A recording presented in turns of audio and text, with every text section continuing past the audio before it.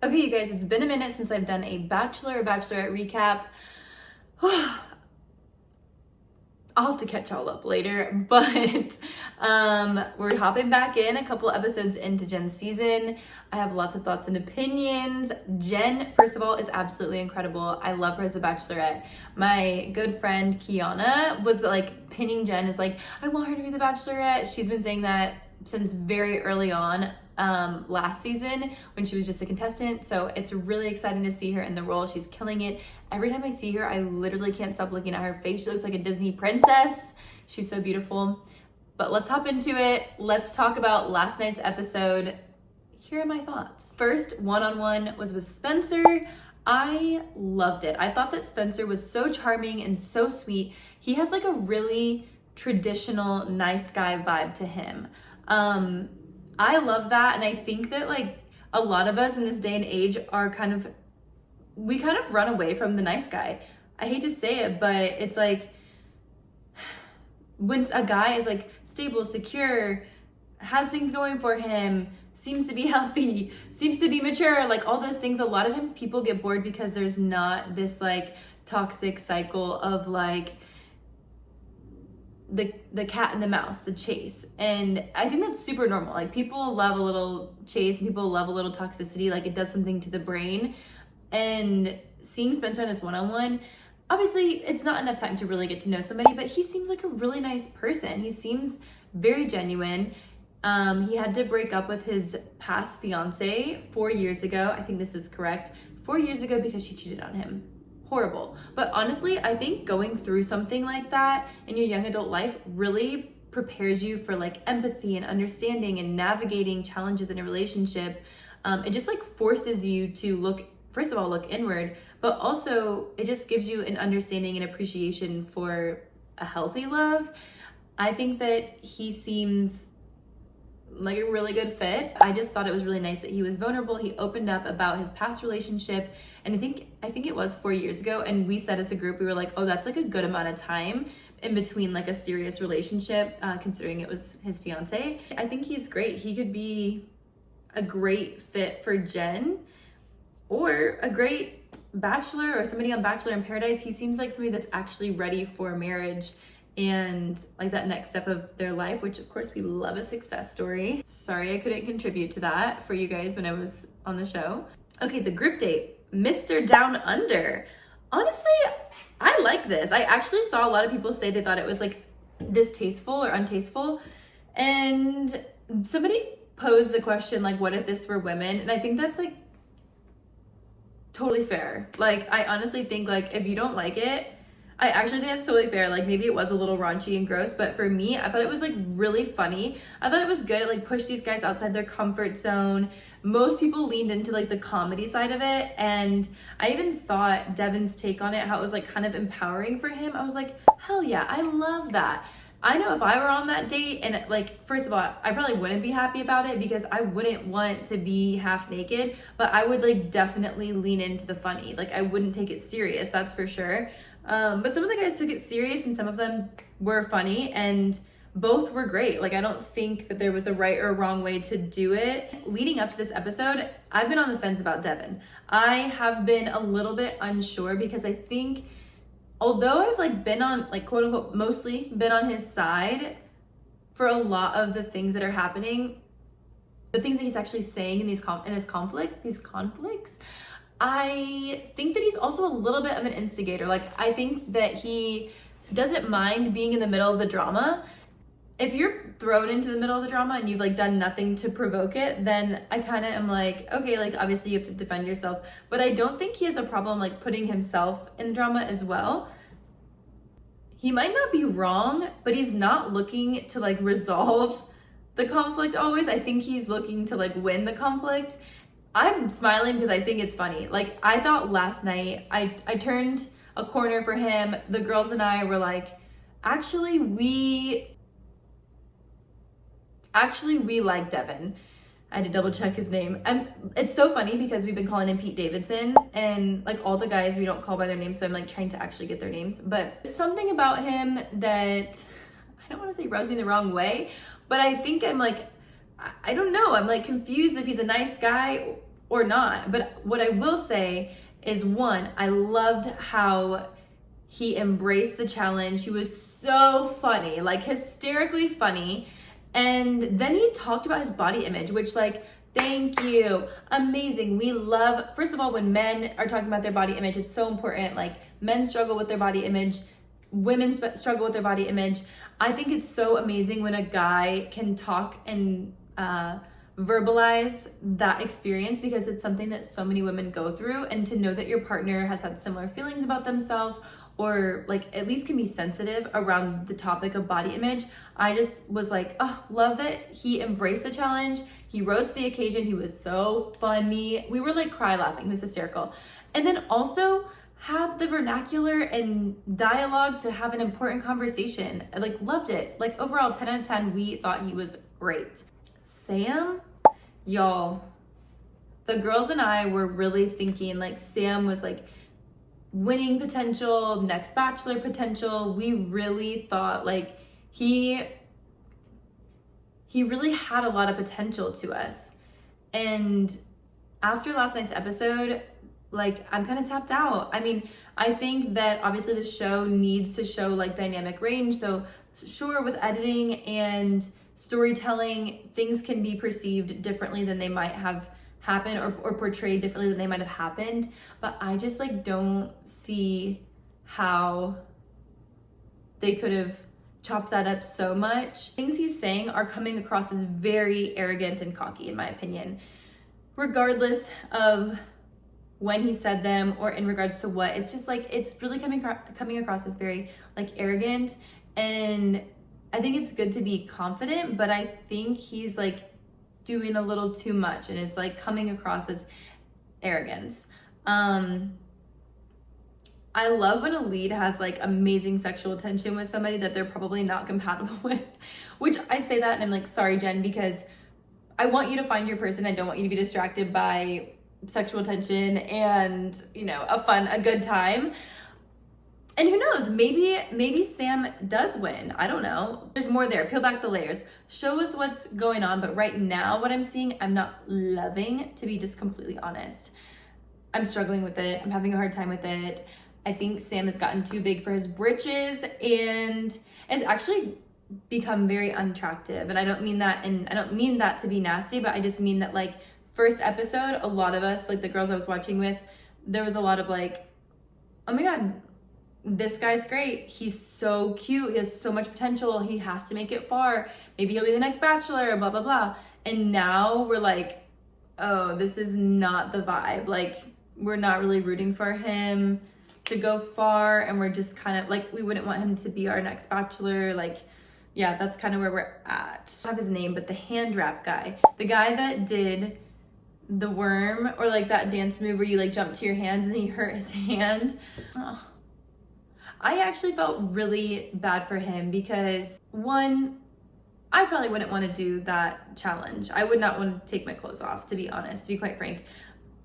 And again, that's where I would have leaned into comedy. Like maybe I would have done like a little rap or something, or a striptease where you have like 6 layers on, and so you take a coat off and then there's another coat underneath, and you like keep thinking it's going to be like the last layer. Like I think I would have tried to do something just more comedic, because I think that was kind of the point of the challenge, was to be comedic. And you know what? Like I hated that the guys were like crapping on him for talking about love.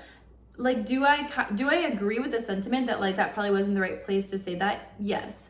I think that that's such a special thing. And if he was really feeling that, like it would have been really special to wait until he had a more intimate moment with her. I think doing it in front of other people rub people the wrong way, and it kind of gives off the wrong sentiment. But you know what? At the end of the day, nothing like wrong with what he did. And I think it's mean and like icky that guys are trying to like impose their standards on him. Like, okay, so maybe he's like eager to talk about love. That's on him. Like, let Jen figure that out. Like maybe she likes that. And honestly, she said that she was like, don't take it back. I like that you're expressing yourself. And I am so glad that she said that to him. Like she was encouraging him to like go through this journey at the pace and his like truest intentions. The sun is literally setting. I need to sit on a pillow or something. There we go. It's Speaking of hand wrap guy, I'm so sorry I don't know your name. I will superimpose it. He came in to address the group about saying the love comment on stage. Again, we don't know how things were edited. It was presented to look like Thomas and Sam were laughing and not taking his discussion seriously, which, regardless of how you feel about that, super immature, super disrespectful. And I feel like that's a good indicator of how those people would act in a scenario where, like, I cannot stand when you're having a serious conversation with somebody and they laugh or are condescending or they do something to degrade you. And that is what that felt like. It was such a hard watch. And obviously we don't know how it was chopped up, but it leads me to believe that it wasn't that inaccurate, because Devin immediately chimed in and was like, the fact that you guys are laughing at him right now is so disrespectful. It's so condescending. It makes me think that it wasn't edited so much. And I keep seeing things online where people are saying, oh, they're saying it's super edited, whatever. But like, that conversation wouldn't have happened that way if they weren't laughing or being condescending at that point. At least that's my hot take. So again, this was another point for Devin. Literally, I love when somebody like cares about social justice and like just being kind. Like, at the end of the day, be a decent human being. And regardless of if you agree with how somebody is going through the process, like if he wants to say that and maybe it was a little foolish or whatever you want to think, if that's the case, let him be foolish if that's what you think. You don't need to condescend him and make him feel worse. Like, he obviously was embarrassed and was like hurting, and you acting that way does not help him grow as a person. If anything, it just makes him feel less supported and connected to people when he's probably already feeling really bad. Noah's brother killed it. Okay, again, with the names, like, this is terrible. Okay, Noah's brother, Aaron, sorry. He was in his element on that group date. He was just like very confident and it was like so great.